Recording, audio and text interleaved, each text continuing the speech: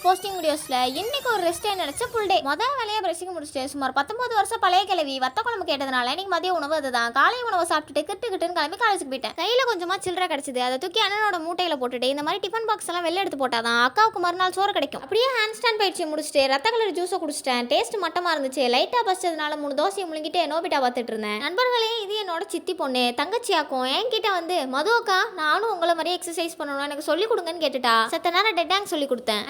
நிறைய பேர் என்கிட்ட வந்து எனக்கும் கேலிஸ்தெனிக்ஸ் பண்ண ஆசையா இருக்கு, நானும் கேலிஸ்தெனிக்ஸ் ஸ்டார்ட் பண்ண போறேன்னு சொல்றாங்க. நிறைய கண்டென்ட் கிரியேட்டர்ஸுமே ஸ்டார்ட் ஆயிருக்காங்க. இது எல்லாத்தையுமே நான் பார்க்கும்போதும் கேட்கும் போதும் ஒரு சரியான பாதையில தான் நான் போயிட்டு இருக்கேங்கிற ஒரு நல்ல சாட்டிஸ்ஃபேக்ஷன் எனக்கு கிடைச்சிருக்கு. அப்புறம் இன்னைக்கு ஒரு ரெஸ்டே நினைச்சு ஐடியாவே இல்லாம சுத்திட்டு இருந்தேன். அப்புறம் வாத்தியார் வந்து இன்னைக்கு உனக்கு புல் டே போய் ட்ரெயின் பண்ணுன்னு சொல்லிட்டாங்க. எனக்கு இருந்த சோம்பேறித்தனத்துக்கு சுத்தமா புல்லே பண்ண முடியாதுன்னு நினைச்சேன். நம்ம தான் எது நினைச்சாலும் நடக்கவே நடக்காதே, நல்லாவே புல் பண்ண முடிஞ்சது. அப்புறம் நான் போடுற வீடியோஸ்லாம் உங்களுக்கு பிடிச்சிருந்துச்சுன்னா அந்த லைக், ஃபாலோ, ஷேர், கமெண்ட்னு எல்லாத்தையும் சட்டுப்ட்டுன்னு தட்டி விட்டு போயிடுங்கப்பா. கடைசியா ஹேண்ட் ஸ்டாண்ட் பயிற்சி முடிச்சுட்டு இரவு உணவை சாப்பிட்டுட்டேன். அதுவுமே தோசை தான். பிகாஸ் ஐம் தோசை சைக்கோ கையோட மீன் என்ன. அப்புறம் நிலைத்தன்மையோட இருங்க. நாளைக்கு பார்க்கலாம்.